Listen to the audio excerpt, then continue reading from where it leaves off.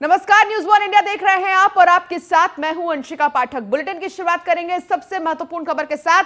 आगरा के तपस्वी छावनी के परमहंस ने भारत को हिंदू राष्ट्र घोषित करने की मांग की है। उन्होंने कहा था कि सरकार अगर 2 अक्टूबर तक ये फैसला या फिर कोई और आश्वासन नहीं देती तो वो सरयू नदी में समाधि ले लेंगे, जिसके मद्देनजर तपस्वी छावनी में सुरक्षा व्यवस्था सख्त कर दी गई है।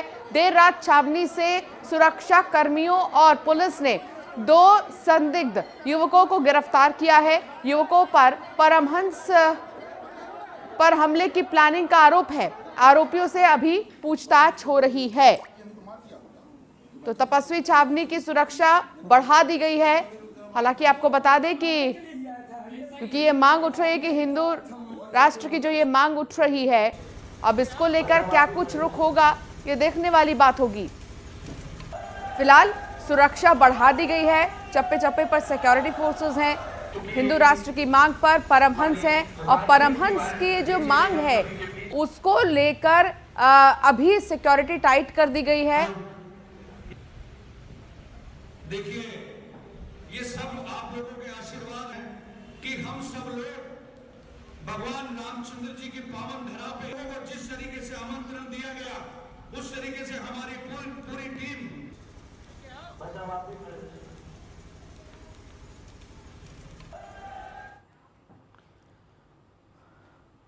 और इस बीच आपको सीधे लिए चलते हैं अयोध्या, जहां हमारे संवाददाता हमारे साथ जुड़ गए हैं, राघवेंद्र शुक्ला। राघवेंद्र, लगातार ये मांग परमहंस कर रहे हैं और उनका ये कहना है कि अगर मांगे पूरी नहीं होंगी तो जल समाधि ले लेंगे। सिक्योरिटी टाइट है। अभी इस वक्त आप वहां पर मौजूद हैं, क्या फिलहाल स्थिति है?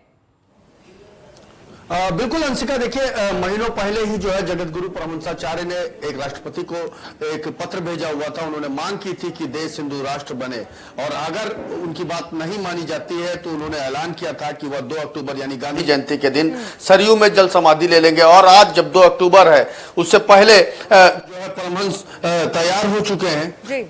हवन पूजन करने वाले हैं और कुछ ही देर में वह यहां से निकलेंगे जल समाधि लेने के लिए। लेकिन उससे पहले यहां पर प्रशासन भी जो है, प्रशासन के एक बड़ा पहरा है। हाउस अरेस्ट भी फिलहाल कर दिया गया। बड़ी तादाद में यहां पर पुलिस फोर्स तैनात किया गया है। और इसके अलावा भी हम थोड़ा सा ब्रीफ करेंगे कि देर रात 2 गैर समुदाय युवक भी इस स्थान पर पहुंचे थे। महाराज जी का कहना है कि उनकी हमला करने की पूरी मंशा थी और जब इनके सुरक्षा कर्मियों ने उनसे बात की तो उनके पास से चाकू बरामद हुआ और उन्हें फिलहाल पुलिस हिरासत में लेकर पूछताछ भी कर रही है। हम इन सारी मुद्दों पर बात करने के लिए हमारे साथ खुद जगत गुरु परमहंसाचार्य जी। महाराज जी, स्वागत है आपका। आज जल समाधि लेने का दिन जो आपने मुकर्रर किया था गांधी जयंती का दिन यानी आज 2 अक्टूबर को, किस तरह से देख रहे हैं आज के इस दिन को? चूंकि सरकार ने या देश में राष्ट्रपति ने इस बात को तो नहीं माना कि अभी देश हिंदू राष्ट्र बने।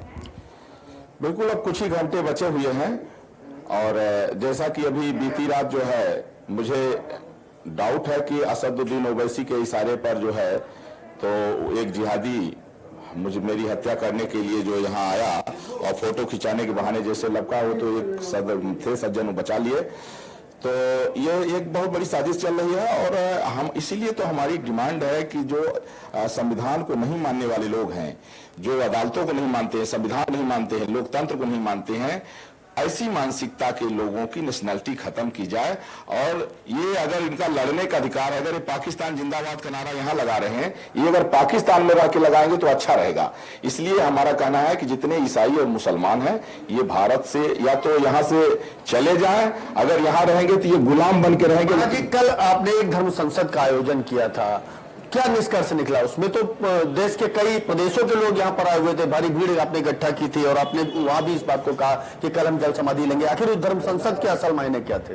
वो हिंदू सनातन धर्म संसद का इतना मतलब था कि 29 प्रदेशों से आए हुए जो संगठनों के प्रतिनिधि थे उनको हमने जो है तो अपना ये कि हमारा ये मिशन जो है आगे बढ़ता रहे। जब तक भारत हिंदू राष्ट्र घोषित न हो जाए तब तक ये आवाज हमारी दबने न पाए, क्योंकि मैं तो जल समाधि लेकर के और चले जाऊंगा तो कोई जिसके लिए आगे होना चाहिए। तो इसीलिए हमने हिंदू सनातन धर्म संसद का आयोजन किया था और जिसमें 29 प्रदेशों से प्रतिनिधि आए थे और लोगों ने संकल्प लिया है कि भारत को हिंदू राष्ट्र घोषित कराने के लिए वो बराबर इसके लिए आवाज उठाते रहे। महाराज जी, आपको नहीं लगता कि भारी तादाद में जो पुलिस के जवान और पीएसी तैनात की गई है यहाँ पर, वो आपको रोकेंगे? क्योंकि पहले भी आपने चिता लगाई थी राम मंदिर निर्माण को लेकर के, आप जो अनशन पर भी बैठे थे, आत्मदाह की भी चेतावनी दी थी, तब भी आपको पुलिस ने रोक लिया था।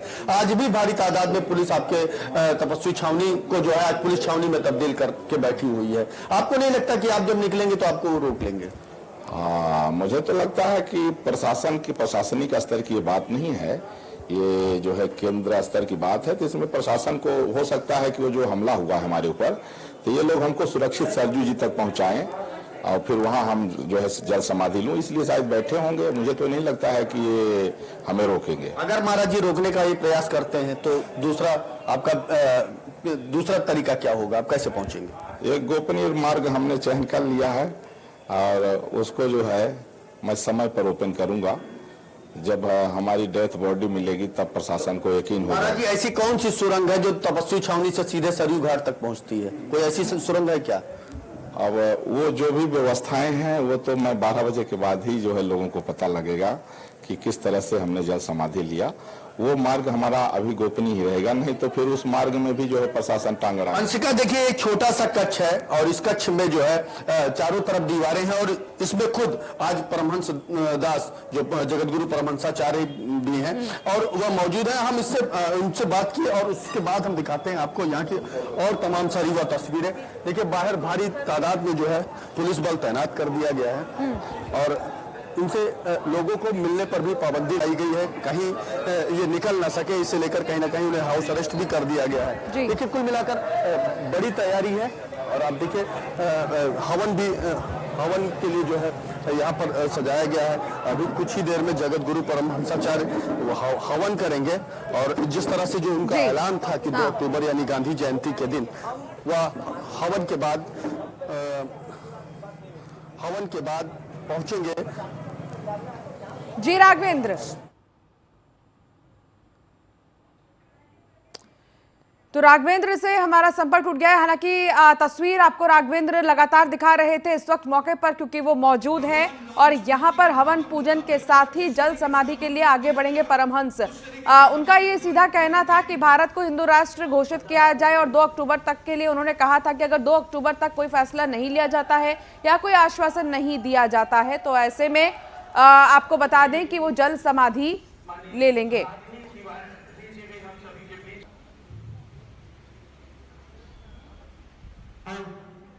तो परमहंस जल समाधि को तैयार हैं और उनका ये कहना है कि अगर मांगे नहीं मानी गई तो जल समाधि ले लिया जाएगा। प्रधानमंत्री नरेंद्र मोदी, कांग्रेस के अंतरिम अध्यक्ष सोनिया गांधी, लोकसभा स्पीकर ओम बिरला समेत कई नेताओं ने राजघाट पर राष्ट्रपिता महात्मा गांधी को श्रद्धांजलि दी है। गांधी जयंती पर पीएम ने ट्वीट किया कि देश की हर पीढ़ी को कर्तव्य पथ पर चलने के लिए बापू का जीवन और आदर्श प्रेरित करता रहेगा। इस वर्ष महात्मा गांधी की 152वीं जयंती है और इस खास मौके पर आप ये 4 तस्वीर देख रहे हैं।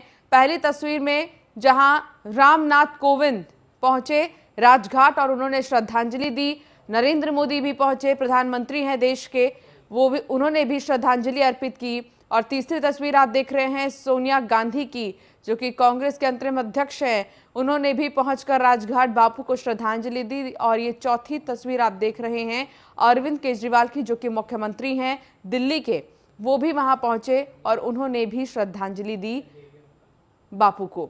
तो ये 4 तस्वीर आपको दिखा रहे हैं। आज राष्ट्रपिता महात्मा गांधी की 152वीं जयंती है और इस मौके पर अलग अलग नेताओं ने राजघाट पहुंचकर उन्हें नमन किया और उन्हें श्रद्धांजलि दी। प्रधानमंत्री ने तो ट्वीट किया है और पीएम ने ट्वीट करके कहा है कि जो बापू की बातें हैं, जो बापू के कार्य हैं, वो आने वाले समय में हमेशा से ही नई पीढ़ी को प्रेरित करेंगे। तो सीएम योगी आदित्यनाथ ने प्रदेशवासियों को शुभकामनाएं दी हैं। गांधी जयंती पर प्रदेशवासियों को उन्होंने शुभकामनाएं दी हैं। गांधी जी के विचार आज भी उतने ही प्रासंगिक हैं जितने वे पहले थे। इन्हें अपनाने से पूरे विश्व में शांति और सद्भाव स्थापित होगा। उनकी शिक्षा का अनुसरण ही गांधी जी के प्रति सच्ची श्रद्धांजलि होगी।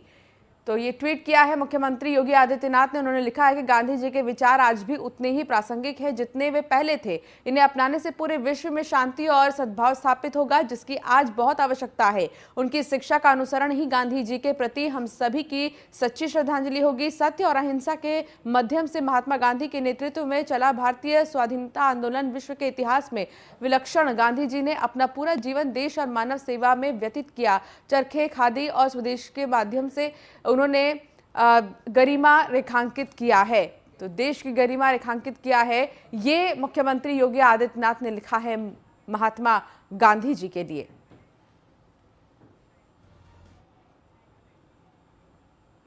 तो सीएम योगी ने विपक्ष की सरकार पर निशाना साधा है। पिछली सरकारों ने यूपी की दशा और दिशा बदलकर पहचान को नष्ट कर दिया था। देश में अब उत्तर प्रदेश का नंबर 2 की अर्थव्यवस्था ठीक हुई है। और इसके साथ ही उन्होंने ये भी कहा है कि प्रदेश में एक्सप्रेसवे निर्माण, उज्ज्वला योजना आदि नए उत्तर प्रदेश की पहचान है। तो क्या ट्वीट किया है मुख्यमंत्री ने, ये आपको बता देते हैं। देश में उत्तर प्रदेश का नंबर 2 की अर्थव्यवस्था होना, प्रदेश में एक्सप्रेसवे निर्माण, उज्ज्वला योजना, रिकॉर्ड शौचालय बनना आदि नए उत्तर प्रदेश की पहचान है। तो देश में अब यूपी की अर्थव्यवस्था दूसरे नंबर पर है। तो ये कहना है मुख्यमंत्री योगी आदित्यनाथ का और उन्होंने निशाना साधा है पिछली सरकारों पर।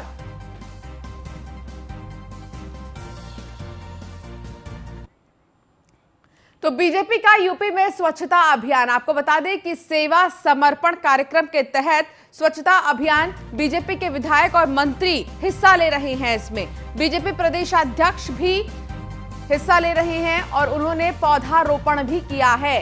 सेवा समर्पण कार्यक्रम के तहत स्वच्छता अभियान चलाया जा रहा है। आपको बता दें कि 1 अक्टूबर से लेकर 31 अक्टूबर तक इस अभियान को चलाया जाएगा और इस अभियान की शुरुआत प्रधानमंत्री नरेंद्र मोदी ने ही की थी, ये संदेश देते हुए देशवासियों को कि स्वच्छता बहुत जरूरी है। खुद उन्होंने अपना साफ सफाई करते हुए वीडियो भी जारी किया था और उसमें यह बताने की कोशिश की थी, चाहे कोई भी हो, स्वच्छता क्योंकि बहुत जरूरी है, इसलिए देश में स्वच्छता बनाए रखें। और स्वच्छता अभियान 2.0 क्योंकि इसकी शुरुआत हुई है और ये 1 अक्टूबर से 31 अक्टूबर तक चलने वाला है। और ऐसे में बीजेपी का यूपी में स्वच्छता अभियान लगातार जारी है और इसको लेकर पौधारोपण भी किया गया है। मंत्रियों की तरफ से नेता जो हैं भारतीय जनता पार्टी के, वो अपने अपने जिलों में स्वच्छता अभियान चला रहे हैं। अश्विनी द्विवेदी हमारे संवाददाता हमारे साथ जुड़ गए हैं। अश्विनी, क्या जानकारी मिल रही है? स्वच्छता अभियान चलाया जा 1 अक्टूबर से लेकर 31 अक्टूबर तक। अब हम देखेंगे कि 1 से लेकर 31 अक्टूबर तक उत्तर प्रदेश के अलग अलग जिले में भारतीय जनता पार्टी के नेता इस अभियान को बहुत ज्यादा बढ़ाने की कोशिश करेंगे और लोगों को जागरूक भी करेंगे। बिल्कुल, बीजेपी 2022 चुनाव, विधानसभा चुनाव से पहले तमाम तरह के कार्यक्रम कर रही, जिसमें समर्पण अभियान 2 अक्टूबर से यानी कि आज के दिन से शुरू होगा और 31 अक्टूबर तक चलेगा, जिसमें तमाम कार्यक्रम होंगे, जिसमें स्वच्छता अभियान भी चलेगा, पौधारोपण का कार्यक्रम होगा, ब्लड डोनेशन का कार्यक्रम होगा। ऐसे तमाम कार्यक्रम, कई कार्यक्रम हैं जो इस अभियान के तहत होंगे। निश्चित अगर बात करें स्वच्छता अभियान की, तो जो 2014 में केंद्र में मोदी सरकार बनी थी, तो उसके बाद 2 अक्टूबर को के ही दिन प्रधानमंत्री ने स्वच्छता के लिए बहुत जोर दिया था और इस स्वच्छता अभियान की शुरुआत की थी। तब से हर 2 अक्टूबर को कहीं ना कहीं तमाम जो राजनीतिक पार्टियों के, भाजपा के नेता हैं, वो स्वच्छता अभियान चलाते हैं। निश्चित तौर पर प्रधानमंत्री ने साफ तौर पर कहा था स्वच्छता ही जीवन है, जिसके तहत उन्होंने ये भी कहा था कि महात्मा गांधी चाहते थे कि स्वच्छता रखी जाए, जिससे कहीं ना कहीं देश की जो छवि है उसमें सुधार आता। निश्चित तौर पर उसका असर भी दिखाई दिया और तमाम ऐसे प्लेटफॉर्म है यूपी में या देश में जहां पर गंदगी रहती थी तमाम, जहां पर, लेकिन आज के दिन वहां की स्थिति काफी बेहतर है। निश्चित तौर पर एक बार फिर आज 2 अक्टूबर महात्मा गांधी के जन्मदिन के अवसर पर, जयंती के अवसर पर, जो उत्तर प्रदेश में जो भाजपा के प्रदेश अध्यक्ष स्वतंत्र सिंह हैं, चाहे डीजीपी हैं मुकुल गोयल, तमाम अन्य लोगों ने स्वच्छता अभियान चलाया, जिसमें उन्होंने साफ सफाई की। साफ सफाई का मतलब कहीं ना कहीं संदेश दिया कि स्वच्छता जो गांधी जी का मूल मंत्र था रखी जाए, उसका अनुसरण किया जाए और निश्चित तौर पर उसी पथ पर चला जाए, जिसको लेकर के अब जो तमाम मंत्री हैं उत्तर प्रदेश सरकार में, तमाम विधायक हैं, सांसद हैं, वो भी स्वच्छता अभियान चलाएंगे और जो लोगों को संदेश देंगे स्वच्छ भारत स्वस्थ भारत का। जी बिल्कुल संदेश देंगे स्वच्छ भारत और स्वस्थ भारत का। लेकिन इस अभियान की अगर हम बात करें तो इस अभियान की शुरुआत जैसा कि प्रधानमंत्री नरेंद्र मोदी ने ही की थी और उनका ये कहना था कि स्वच्छता बहुत ज़रूरी है, चाहे कोई भी हो उसको अपने आसपास स्वच्छता बनाए रखना है। ऐसे में लगभग क्या कुछ कार्यक्रम लखनऊ में तय किया गया है इसको लेकर अश्विनी, क्या कोई भव्य तरीके से इस अभियान को मनाने की जो प्लानिंग है वो है? निश्चित तौर पर भव्य कार्यक्रम तो कोई नहीं, लेकिन अलग अलग क्षेत्रों में जो विधायक हैं वो अपने विधानसभा क्षेत्र में, जो अध्यक्ष हैं भाजपा के स्वतंत्र देव सिंह, उन्होंने गोमती नगर में, मेयर ने जो है कानपुर रोड पर, तमाम अलग अलग जगहों पर स्वच्छता अभियान का कार्यक्रम चलाया गया जिसमें लोग सम्मिलित हुए और जनता को, लोगों को जनप्रतिनिधि होने के नाते संदेश दिया कि स्वच्छता रखेंगे तो जीवन में सुलभता रहेगी। निश्चित तौर पर एक प्रतीकात्मक रूप से स्वच्छता अभियान चलाया गया जो आगे भी चलता रहेगा। जी, बहुत शुक्रिया अश्विनी इस तमाम जानकारी के लिए। तो स्वच्छता अभियान को लेकर आपको बता दें कि लगातार लोगों को जागरूक किया जा रहा है कि स्वच्छ रहें और स्वस्थ रहें। खबरों में आगे बढ़ेंगे। इलाहाबाद हाईकोर्ट ने डीजीपी को तलब किया है। शाइन सिटी के सीएमडी नसीम की गिरफ्तारी न होने पर हाईकोर्ट की फटकार। निवेशकों का पैसा लेकर फरार है आरोपी। निर्धारित समय पूरा करने के बाद भी नहीं हुई गिरफ्तारी। हाईकोर्ट ने कहा कि निर्धारित समय होने पर भी गिरफ्तारी नहीं हुई है। हाईकोर्ट ने डीजीपी को मॉनिटरिंग का आदेश दिया। गिरफ्तारी नहीं होने पर डीजीपी को स्पष्टीकरण देना होगा, ये हाईकोर्ट ने कहा है। तो अब हाईकोर्ट की तरफ से कह दिया गया है कि डीजीपी इस पर जवाब देंगे और उन्हें कहा गया है कि अपने तरफ से रिपोर्ट रेडी रखें।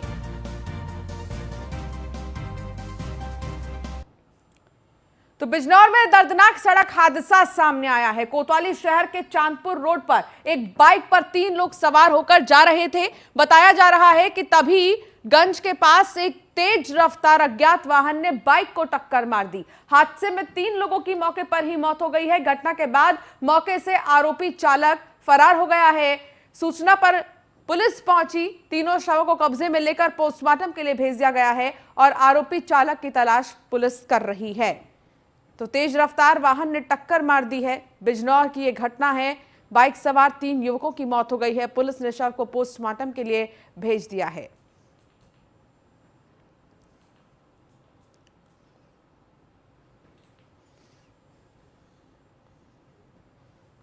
महिलाओं के खिलाफ बढ़ते अपराध पर अंकुश लगाने के लिए सुल्तानपुर में विशेष अभियान मिशन शक्ति के तहत KNIPSS फरीदपुर में जागरूकता अभियान और संगोष्ठी का आयोजन किया गया। कार्यक्रम की शुरुआत पुलिस महानिदेशक लखनऊ जोन SN साबत ने किया है।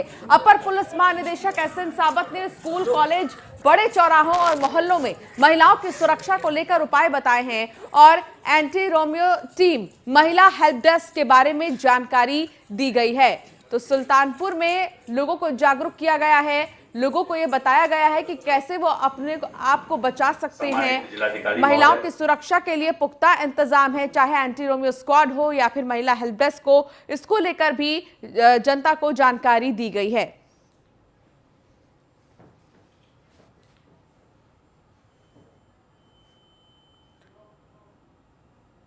और चलिए इसी के साथ बुलेटिन में फिलहाल इतना।